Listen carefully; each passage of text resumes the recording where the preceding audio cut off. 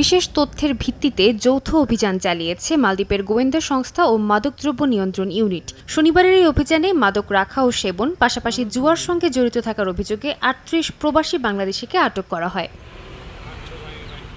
মালদ্বীপ পুলিশের বরাত দিয়ে স্থানীয় গণমাধ্যম জানায়, আটকদের দীর্ঘদিন ধরে নজরদারিতে রেখেছিল স্থানীয় গোয়েন্দা সংস্থা। পরে দেশটির অভিবাসন আইন অনুযায়ী নির্বাসন প্রক্রিয়া সম্পন্ন করতে তাদের ইমিগ্রেশন কর্তৃপক্ষের কাছে হস্তান্তর করা হয়।